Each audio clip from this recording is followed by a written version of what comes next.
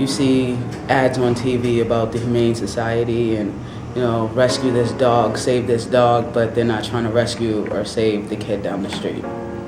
You know, so there's always going to be an issue because people choose not to, you know, focus on it.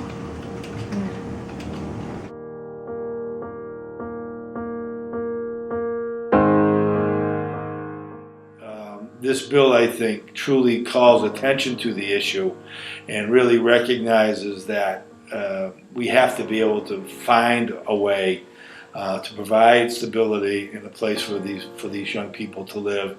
And once they have that sense of stability, then they really, I think, broaden their opportunities to do a lot more. But, you know, again, it's really hard to get to school if you don't know where you're sleeping tonight.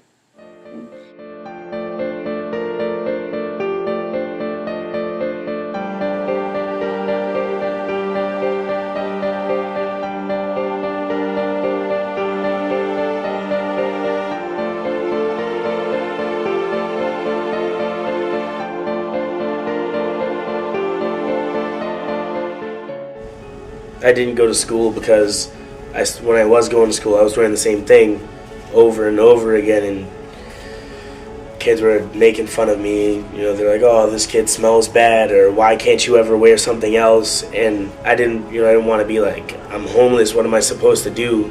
Because it's embarrassing, and like, you don't ever want your friends to know something like that, especially in a crowd like high school. You know, things spread fast. Last week, who has been spending the nights in the closet of their friend, hoping that their families won't find out.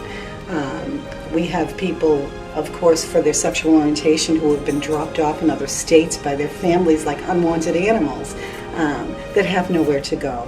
And that isolation, and if you're being told you're not even important enough to have a roof over your head and there's nowhere we can bring you, that can start to define someone. And that can tell them that everything they might have heard about themselves is true, and the stereotypes and the other things that go on, and the shame. There are a lot of young people that don't even want to talk about the homeless situation. Of course, we know that they're much more comfortable identifying that they are staying with friends or they're couch surfing, but they won't necessarily speak to the horror that is their daily lives.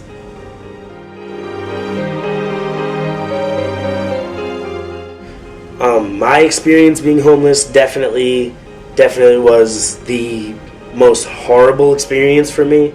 I left and I walked around for hours, didn't know where I was going, kind of got lost. It was my first time really wandering the city. I ended up sleeping under a bridge because, you know, that's what I heard. Sleeping under a bridge, you'd be okay, especially when it was raining. So I ended up sleeping under a bridge. The police came and they pushed everybody out from that area because you're not supposed to be sleeping over there. They said it's loitering, whatever. They told me that if I can't find a place to be, I'm 14 years old and it's past the curfew, that if I can't find a place to be and they find me again, that I'll be arrested.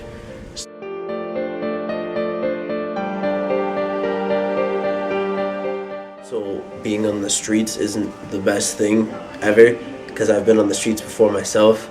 And it's really hard to get by on the streets, so I know at a young age it's not the best thing to do. Harder for young people being so fresh to this world, not understanding what they can and can't do, how to deal with certain situations. They're the entire time while being homeless, they're completely and utterly lost.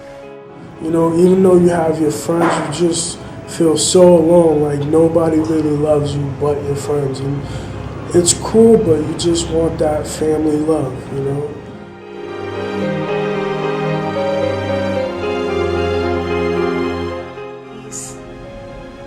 The depression takes on a very, very dangerous level when they have no place to go, no safe place to go.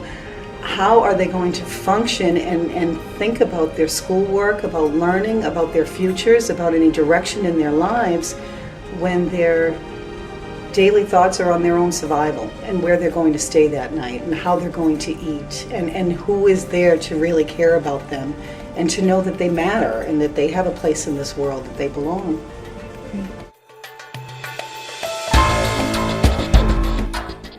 You have to be 18 in order to get into a shelter. You know what I'm saying? Which is horrible because that's setting up the youth to be victims. You know, because in order to survive on the street, you're going to latch on to an older person that's going to take advantage of you. You know, you're going to have to do stuff that you wouldn't even think of in a million years. You know, be it selling drugs or selling yourself or whatever have you. Like you do stuff that you wouldn't want to do, that you wouldn't normally do, you know, in order to survive. So it's a huge issue.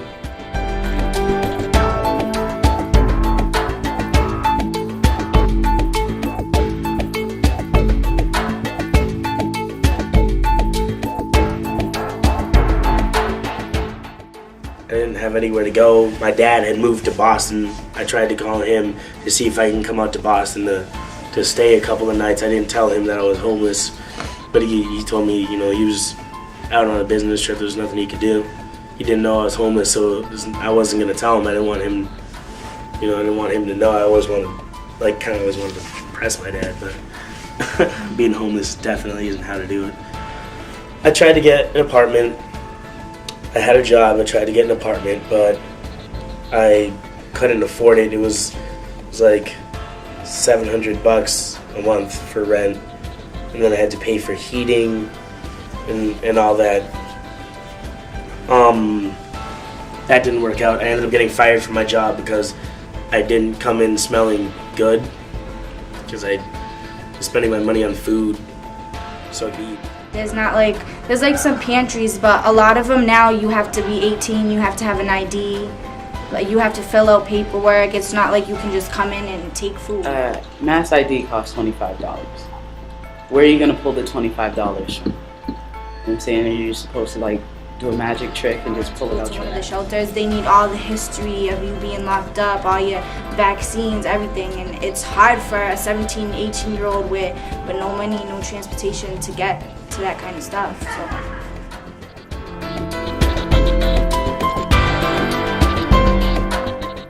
tonight, and you'll go home, you'll take your shower, you'll have a hot meal, and you'll sleep in a warm, comfortable bed. Whereas a homeless kid, they'll leave here later on today, they'll go outside and they'll try to find some place that's lit in order to try to stay up all night to make sure nothing happens, or they're in a park or something worrying about if somebody's going to come and rob them or beat them up, if the police are going to harass them. You know what I'm saying? Just the small, minute things that people don't even realize are huge, you know, the necessities. A blanket, pillows, you know, a mattress. Like, I've taken stuff like that for granted before, because it's like, I just assumed when I was a little kid, like, I'll always have that stuff no matter what. But when you get older, it's, you know, not necessarily the truth. Like, and then when I was like 16, they put me into my first foster home, and I've been in and out ever since. And I've been at this foster home that I've been at since I was about either 17 turning 18 wise, and I'm now getting kicked out of that foster home because I'm like 20 years old, obviously. So I have to find like my own apartment and stuff like that, or live with my friend. It's like a hamster wheel. You know, you're just running and going nowhere. It's set up for you to fail. And if they change some things about it, I guarantee, like because the thing about it is, the majority of the kids on the street aren't dummies. They're like brilliant. You know what I'm saying? Like, it's crazy. And you can't do better because there is no way for you to do better. There is no one that's out there that's helping you to do better. You know what I'm saying? If we can get at least pointed in the right direction and do it for ourselves, that would mean the world to us, because now we've done it. You know, we get kicked out, but now we have a place to stay and we have something to show for ourselves, and we don't look like how everybody else classifies us. I'm not an alcoholic, I'm not a druggie.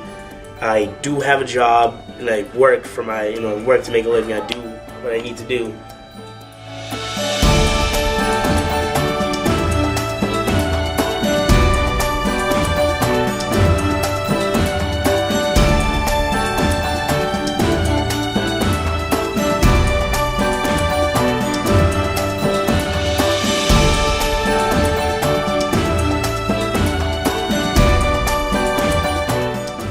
people know that they are safe, that they have people surrounding them that care about their well-being and want to help them, the resiliency in them is amazing. So hopefully in 5 years I'll have a job in something. I want to be an EMT. So I'm hoping I can open my own little shop and mechanic because I love working on cars. I'm actually going to school for it. I thank God where I'm at right now, because I'm safe, I have friends that, are helping me right now, and I have Youth on Fire. I'm going back to school in the fall. I'm going to major in social work.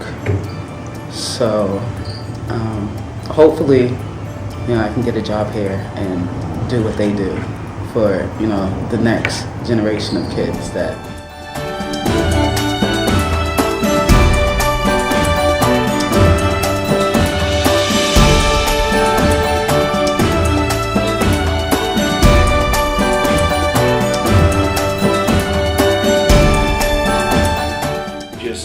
it's not a waste of money by any stretch of the imagination.